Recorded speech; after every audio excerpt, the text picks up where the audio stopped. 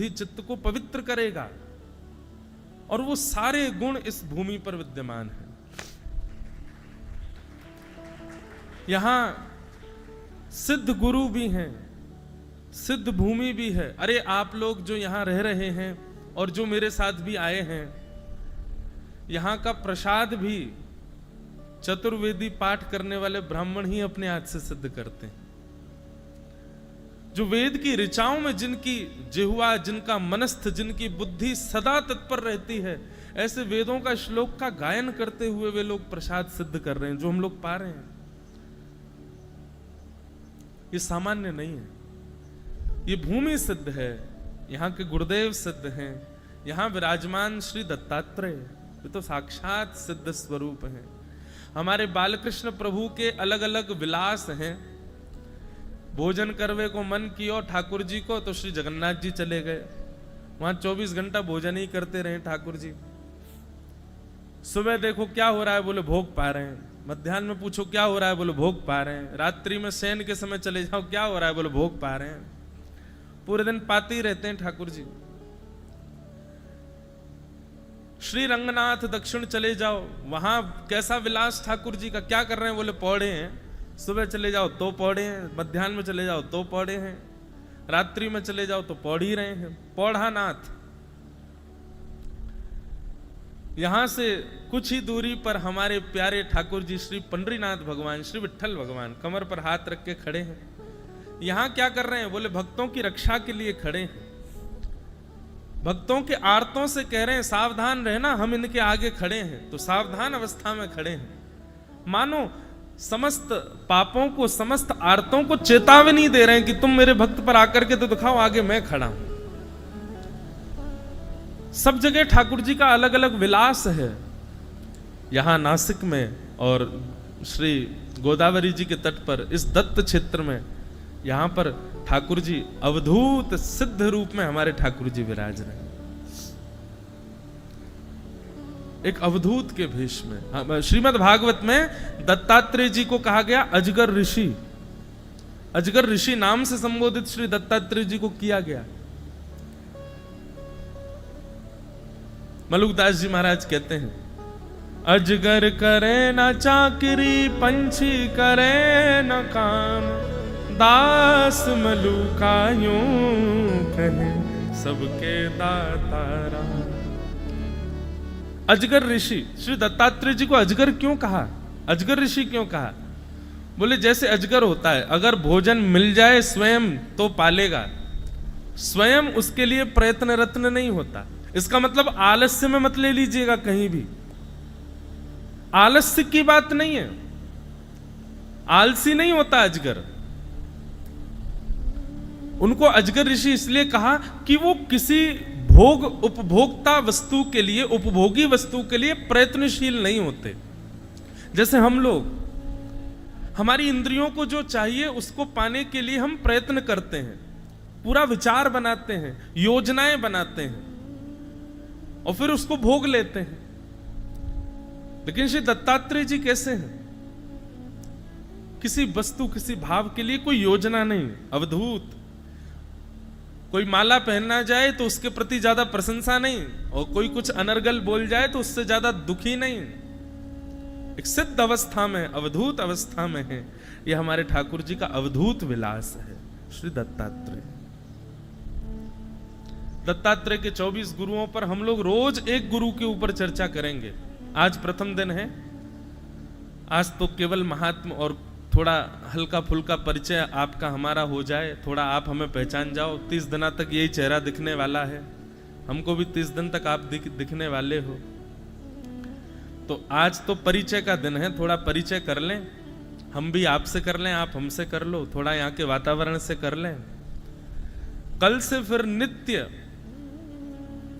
श्री दत्तात्रेय जी के प्रवचन में जो 24 गुरुओं का वर्णन किया गया, वैसे श्री दत्तात्रेय भगवान 24 गुरुओं का वर्णन करने के बाद फिर कहते हैं एक गुरु मेरा और है। कौन? 25वां गुरु। देहो मम गुरु, ये देह मेरा 25वां गुरु है। कितना सुंदर है श्री दत्तात्रेय जी का प्रसंग। तो निश्चित उस विषय में हम चर्चा करेंगे। गत वर्ष पूज्य श्री राधा कृष्ण जी महाराज, हमारे परम प्रिय, हमारे परम स्नेही अग्रज भ्राता स्वरूप, उनकी कथा थी। यहाँ पर दास को एक दिन के लिए निमंत्रण दिया गया था। मैं यहाँ आया, महाराज जी का प्रवचन था, तो उसमें थोड़ी देर अपना भाव प्रस्तुत किया। उसके बाद हमारे पूज्य महाराज जी की आज्ञा हो गई कि आपको श्री दत्त भगवान को कथा सुनाने यहाँ आना है।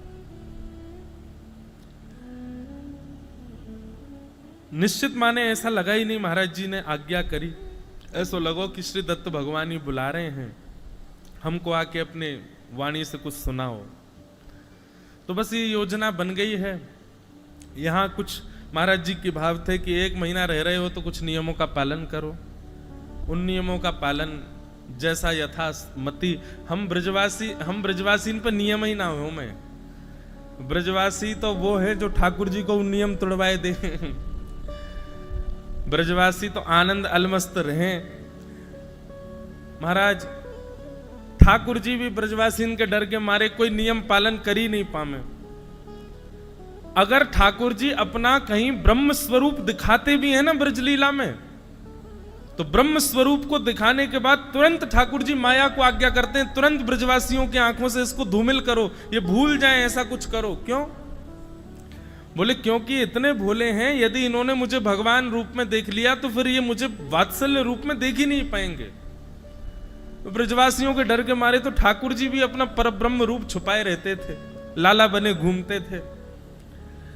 ऐसे ब्रजवासी हैं महाराज जी। अब हमसे जो नियम है जाएंगे, आपकी आज्ञा है, उनका पालन करेंगे। आज कथा के बाद से नियम प्रारंभ हो जाएंगे। स्पर्श का विशेष नियम है, मौन का भी नियम है, सिले हुए वस्त्र न पहनने का भी नियम, आदि आदि नियम है। सब नियमों का पालन। बस एक नियम महाराज जी हम आपसे आशीष में चाहते हैं कि ये तो 30 दिन के नियम हैं, पर आप एक नियम का आशीर्वाद दे दीजिए कि अंतिम श्वास पर्यंत श्री भगवत चर्चा कभी जिह्वा से छूटे ना। ये नियम अनवरत बना रहे। बाकी कोई नियम भले ही टूट जाए, बाकी कोई नियम भले ही हम पालन ना कर पाए, अबोध बालक हैं, पर एक नियम का ये बस आप आशीष दीजिए। श्री दत्त, हम चारों वेदी, हमारे ब्राह्मण भी आज आए कक्ष में, हमने आपसे भी यही आज्ञा और यही आशीष मांगा कि बस ऐसा वरदान दीजिए कि इस जिह्वा से जब तक क्षमता है बोलने की, तब तक हरि गुणानुवाद कभी ना छूटे, एक दिन भी बिना हरि चर्चा के ना निकले। बस ये नियम एक बन जाए और बस बाकी इस पूरी कथा से हमको यही चाहिए कि ये हरि चर्चा, ये व्यासपीठ, ये भगवत वार्ता कभी हम इसके अयोग्य ना बन जाएं, बस सदा इसी में रत रहें, ऐसी भावना है हमारे। जो लोग यहाँ बैठे हैं वो तो दर्शन कर ही रहे हैं, पर जो लाइव देख रहे हैं उनको बता दें, ये वास्तविक कथा का मंच है। जैसा वक्ता को होना चाहिए, जैसी व्यवस्थाएं होनी चाहिए, जैसा एक रूप होना चाहिए, वो सब यहाँ व्यवस्थित है। वक्ता का वेशभूषा जैसी होनी चाहिए वैसा ही है। वक्ता का श्रृंगार यजमान करे, देखो हाथों के यजमान क्या श्रृंगार करके गए, सिर पे भी ये पहना गए, गले में माला, ऐसा ही श्रृंगार सुख स्वरूप मान करके उसका श्रृंगार हो। फिर जो विशिष्टतम हुआ, श्रीमद् भागवत वेदार्थ है, वेदों का अर्थ है, पर 1 मास पर्यंत यहां पर चतुर्वेद व्यासपीठ के चारों तरफ 4 व्यासपीठ और हैं, वेदों की व्यासपीठ, जहां पर हमारे ऋग्वेद के पाठ के लिए परम पूजनीय श्री राघवेंद्र भट्ट जोशी जी विप्र देवता विराज रहे हैं, उनके चरणों में बारंबार प्रणाम। साथ ही यजुर्वेद के पाठ के लिए हमारे मध्य में परम पूज्य श्री अजय पाठक जी पूज्य विप्रदेव पधारे हैं, विराज रहे हैं, उनको भी बारंबार प्रणाम। शाम वेद के पाठ के लिए परम पूज्य श्री कृष्ण शास्त्री पलस्कर जी पूज्य महाराज जी विराज रहे हैं, आपको बारंबार प्रणाम। और श्री अथर्व वेद के पाठ के लिए हमारे मध्य में श्री दिनकर जोशी जी, परम पूज्य श्री दिनकर जोशी जी महाराज विराज रहे हैं, आपको भी बारंबार प्रणाम। देखो 5 वक्ता एक साथ बैठे हैं व्यास मंच पर। बस बात यह है कि ये चारों मौन हैं और इन चारों के हृदय के भाव बीच वाले वक्ता में आ रहे हैं और वो मुख से बोल रहा है। यहां पे निश्चित मानिए हम जो कुछ भी कहेंगे वे इन चारों के ही भाव होंगे। हम ऐसा मान के चल रहे हैं। सुलंक सृष्ट भगवान वचांस में, श्रीमद् भागवत में शुकाचार्य जी जब मंगलाचरण करते हैं तो वहां कहते हैं कि ठाकुर जी मैं आपकी वाणी, आपकी कथा कहने जा रहा हूं, मेरे में इतनी योग्यता नहीं, आप ही मेरी वाणी में आके विराजो और मुझसे कहवा दो। तो हम भी हमारे सब विप्र देवताओं से कहेंगे कि एक बार बीच बीच में आप प्रेम भर के बस व्यास जी को देख लेना, तो आपके भाव ही हमारी वाणी से निकल जाएंगे और सबका उद्धार होगा, कल्याण होगा।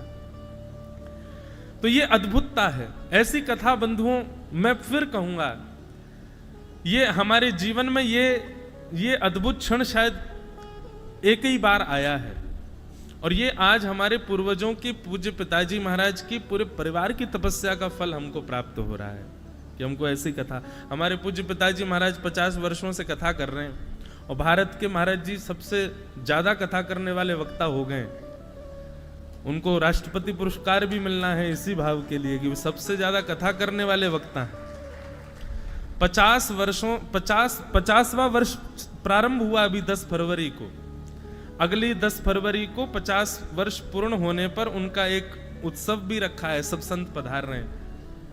पहले वक्ता हैं जिन्होंने इतनी कथाएं की, पर उनके जीवन में कई कथाएं श्रेष्ठ आई, पर 1 मास की भगवत चर्चा का सौभाग्य उनको भी नहीं मिला, दास को मिल गया। तो हमारे पूज्य पिताजी महाराज की 50 कथाओं का, 50 वर्ष की कथाओं का फल के रूप में हम इस कथा को ले रहे हैं कि उसी का फल हमको मिला है कि 1 मास पर्यंत भगवत चर्चा विस्तृत भाव से करने का अवसर मिलेगा। कहां तक कहें, हम तो बड़े आनंद में हैं, बहुत सुख में हैं। यहां भक्ति भी आएगी, वैराग्य भी आएगा, त्याग भी आएगा, ज्ञान सबका मिश्रण आएगा कथा में, जैसा यथा सम्मति होगा। आप सब लोगों को बस यहाँ जो लोग रह करके कथा सुनने वाले हैं, चाहे वो हमारे सब गंधर्व जन हो, हमारे सब विप्रवृंद हो, बाहर से आए सब वैष्णव जन हो, 1 महीना रहने वाले हो, कोई एक नियम जरूर बना लीजिएगा। 1 या 2 नियमों का पालन। एक तो गंगा स्नान, वो तो करना ही है। उसके अलावा भी एक ना एक कोई नियम यहाँ पालन कर लीजिए। यहीं हो पाएगा और कहीं हो भी नहीं पाएगा। तो यहाँ नियम आप लोग सब धारण करके, और जो लोग लाइव भी सुन रहे हैं, जो नहीं भी आ पा रहे हैं, अगर वो घर बैठे बैठे भी एक नियम का पालन करके यदि मास पर्यंत इस कथा का श्रवण करें तो उनको भी खूब लाभ प्राप्त होगा। ऐसे भाव हैं। अब हम महात्म की थोड़ी चर्चा करें। श्रीमद् भागवत में बंधुओं 2 महात्म हैं, उत्तर महात्म और पूर्व महात्म।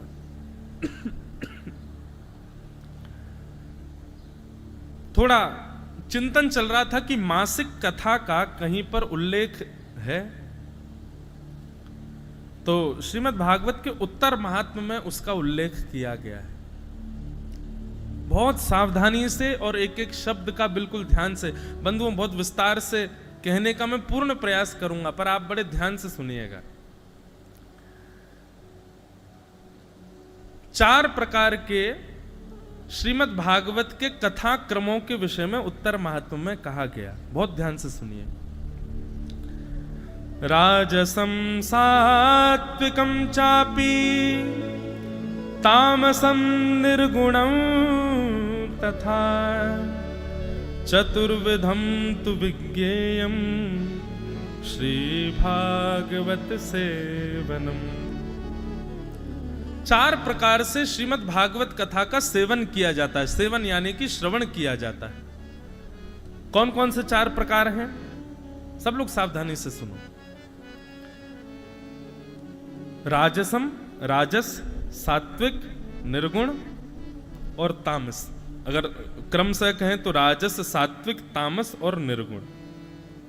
अब ये 4 प्रकार की कथाएं भागवत की कैसे होती हैं उसके विषय में सुनिए।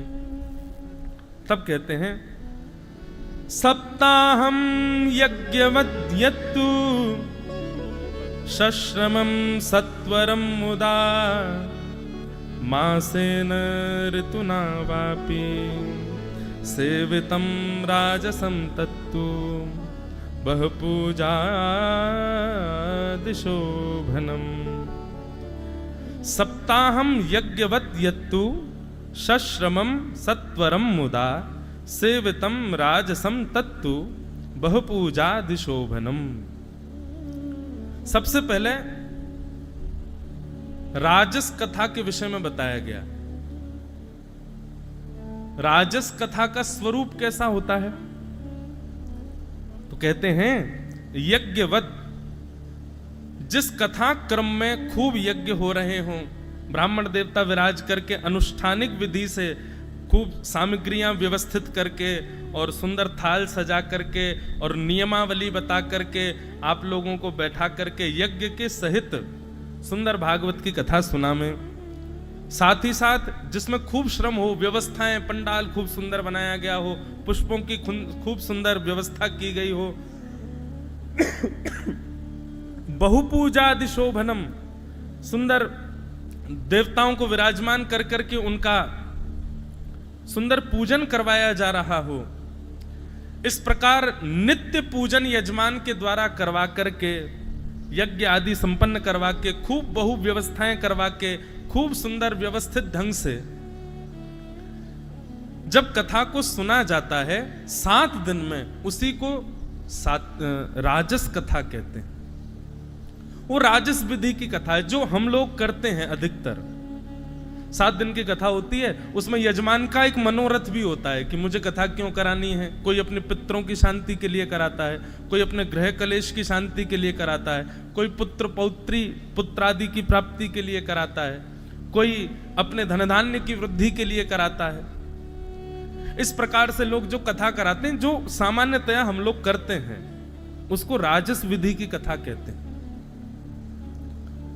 जिसमें बहुत व्यवस्था, बहुत यज्ञ आदि, पूजन आदि और ये सब होता हो, वो राजस कथा है। सप्ताहम यज्ञवत् यत्तु सश्रमं सत्वरं मुदा सेवितं राजसं तत्तु बहुपूजादि शोभनम। कौन सी कथा है? राजस कथा। उसके बाद में वर्णन किया गया सात्विक कथा का।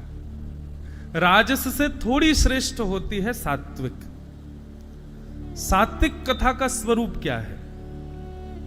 तब कहते हैं कि मासेन ऋतुना वापि श्रवणं स्वाद संयुतम सात्विकं यदनायासं समस्तानंदवर्धनम। आहा, जो मास पर्यंत कथा श्रवण की जाती है, सब लोग सावधानी से सुनो, जो मास पर्यंत कथा सुनी जाती है, या तो 1 मास कथा सुनी जाए या कई बार चातुर्मास 4 महीने तक, 1 महीना हो, 2 महीना हो, 3 महीना हो, 4 महीने तक, चातुर्मास तक की सुनी गई कथा, इसको मास कथा कहते हैं। तो मास कथा जो होती है, ये कैसी होती है? स्वाद संयुतम, ये बड़ी आनंद वर्धन वाली होती है। इसमें कोई नियम नहीं होते, इसमें ज्यादा विधियां नहीं होती। इसमें बस ये है कि आप सामने बैठ जाओ, व्यास जी मंच पर बैठ जाएंगे और मास पर्यंत या 2 मास पर्यंत या चातुर्मास पर्यंत एक ही विषय को लेकर के उस पर विविध विविध चर्चाएं और विस्तार से उस पर चर्चा होती है। सुनने वाले को भी आनंद आता है, कहने वाले को भी आनंद आता है। इसमें कोई मनोकामना नहीं होती, बस एक ही भाव रहता है, हमको भगवत प्राप्ति का वो ज्ञान प्राप्त हो जिससे भगवत प्रसन्नता हो, भगवत प्रीति हो, भगवत प्राप्ति हो। अन्यत्र सांसारिक सुख के लिए या सांसारिक लाभ के लिए इसमें कोई विधान नहीं होता। यहां पर लिखा गया है कि ये केवल स्वाद वर्धन के लिए होती। स्वाद वर्धन मतलब आनंद वर्धन। श्री कृष्ण प्रिय लगें, श्री दत्तात्रेय प्रिय लगें, श्री गुरु प्रिय लगें, तीर्थ प्रिय लगें, ऐसे प्रिय को बढ़ाने वाली ये मास पर्यंत की कथा होती है। इसको सात्विक कथा कहा जाता है। ये राजस कथा से बहुत श्रेष्ठ है। एक बार को राजस कथा में केवल मानवों का प्रवेश होता है, पर सात्विक कथा में मानव कमाते होंगे लेकिन देवता ज्यादा आते। अब यहां मानवों की संख्या कम है, श्रोता ज्यादा है, पर जितने खाली स्थान दिख रहे हैं ये सब रिक्त हैं। यहां सब देवी देवता बैठे हैं, यहां सब दैव पुरुष बैठे हैं जो हमको अदृश्य रूप में है, दिख नहीं रहे हैं। जो केवल स्वाद सुनना चाहते हैं, भगवत चर्चा सुनना चाहते हैं, उनको विधि और नियमों से ज्यादा मतलब नहीं। बंधुओं एक बात, यहां जो नियम आप लोग करेंगे वो कथा सुनने के नियम नहीं है, या मैं भी जो नियम पालन कर रहा हूं वो कोई कथा कहने का नियम नहीं है कि मैं वक्ता हूं तो मुझे ये नियम तो हमारे आपके सांसारिक प्रारब्धों की निवृत्ति के लिए है, जो आपको यहां करने हैं। वो करके कथा सुननी है ऐसा नहीं है। कथा तो आप कैसे भी सुनो, पर एक महीने एक ही जगह डट रहे हैं तो कम से कम एक नियम का पालन हो जिससे प्रारब्ध में थोड़ी कटौती हो। प्रारब्ध भोगने के लिए संसार में जी रहे हैं हम लोग, इसलिए उन नियमों का पालन है। तो मास पर्यंत की जो कथा होती है इसको सात्विक कथा कहा गया। मासेन ऋतुना वापि श्रवणम स्वाद संयुतम सात्विकम यदनायासम समस्तानंद वर्धनम। ये आनंद वर्धन की कथा होती है, ये सात्विक कथा है। तो हम लोग जो सुन रहे हैं ये कौन सी कथा है? ये सात्विक कथा है। आज तक 7-8 वर्षों से हम कथा कर रहे हैं, अब तक हम राजस कथा कर रहे थे, पर आज पहली बार सात्विक कथा करने जा रहे हैं। ये हमारा सौभाग्य है। लेकिन एक बात बताएं, अभी अंत में बताएंगे, हम अभी तक भी सात्विक नहीं कर रहे, वो राजस नहीं कर रहे थे। कौन सी कर रहे थे अभी बताते हैं। तो ये मास पर्यंत की कथा को क्या कहते हैं? सात्विक कथा। अब एक प्रश्न मेरे मन में आ गया कि कथा भी तामसी हो सकती है? यहां पर तामस का वर्णन क्यों किया गया? तामस कथा भी क्या कभी तामसी होती है? तो उसका वर्णन कैसा किया गया वो सुनिए। तामसम यत्तु वर्षेण, तामसम यत्तु वर्षेण सालसम श्रद्धया युतम विस्मृतम स्मृतम संयुक्तम विस्मृति स्मृति संयुक्तम सेवनम तच सौख्यदम। तामसी कथा का स्वरूप कैसा बताया गया? बोले तामसी कथा कैसी होती है? बोले वर्षेण, बोले एक ही कथा वर्ष भर तक चलती रहती है। और कैसे चलती है? 2-3 दिन कथा सुन ली, 3 दिन बाद बोले अब हम थक गए हैं, अब तुम भी सो जाओ, हम भी सो जाते हैं, थोड़ा आराम कर लो। 2-4 दिन तुम अपने घर के काम निपटाया और 2-4 दिन हम भी डोलिया में, 5-6 दिन बाद फिर मिलेंगे, फिर कथा सुनेंगे। ये तामसी कथा है। या फिर अनवरत 1 वर्ष तक चल भी रही है तो कैसी है?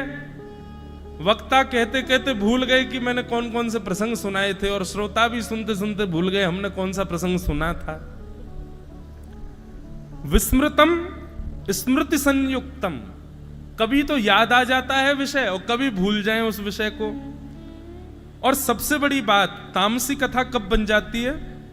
बोले आलसम, आलस युक्त कथा। बहुत ध्यान से सुनिए, यदि 7 दिन की कथा भी आप उसमें आलस्य लेकर के आओगे तो वह भी तामसी हो जाएगी। आप मास पर्यंत की कथा में भी यदि आलस्य लेकर के आएंगे तो वो भी तामसी हो जाएगी।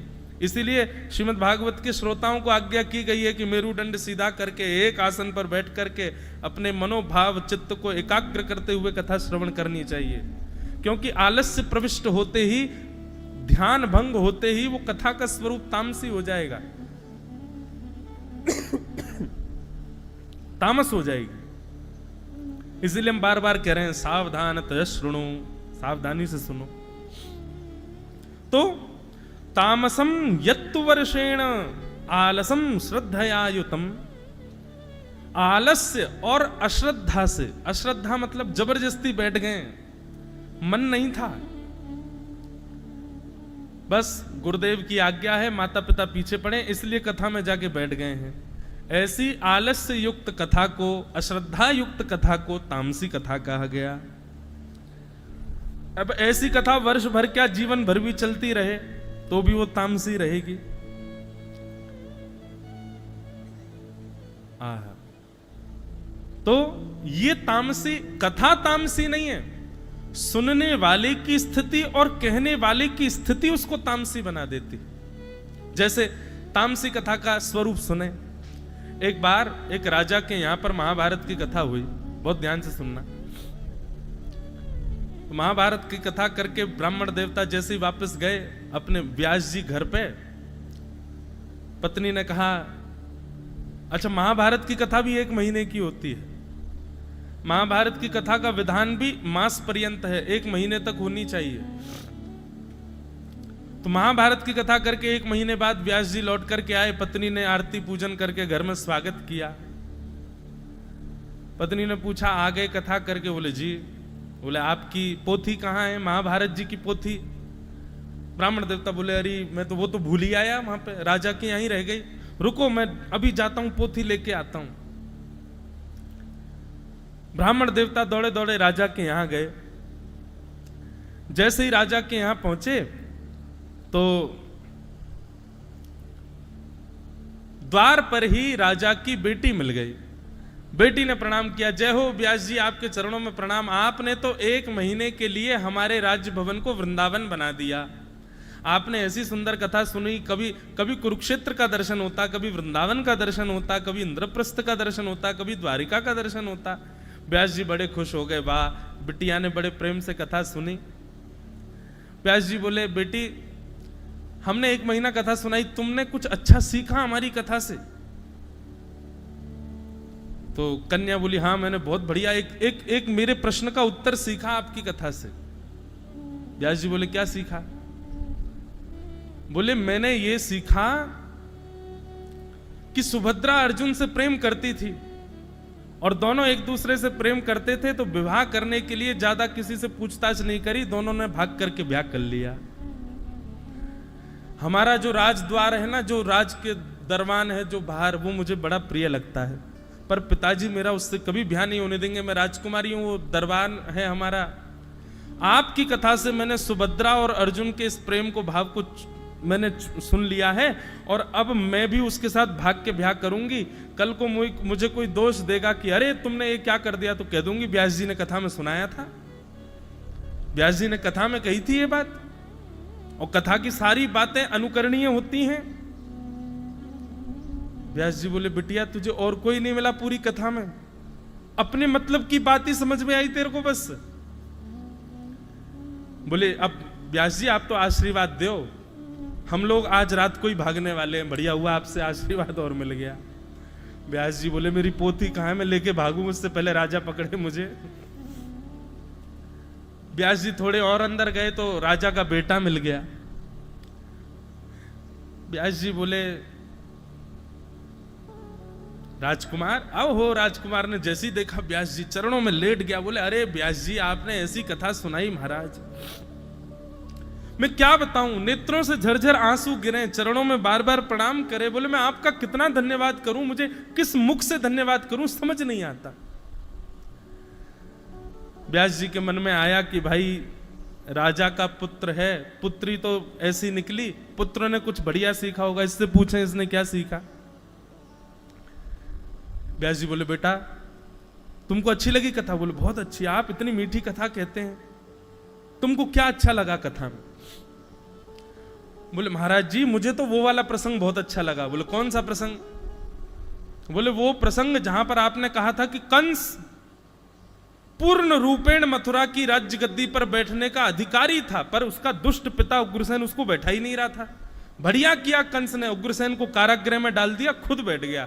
अब मैं भी यही करने वाला हूं, मैं भी अपने पिताजी को जेल में डाल दूंगा और जेल में डाल करके खुद राज सिंहासन पर बैठ जाऊंगा। और कोई अगर मुझको आके टोकेगा कि ये तुमने क्या किया, तो मैं कह दूंगा व्यास जी बता के गए थे, कथा में ऐसा ही हुआ था।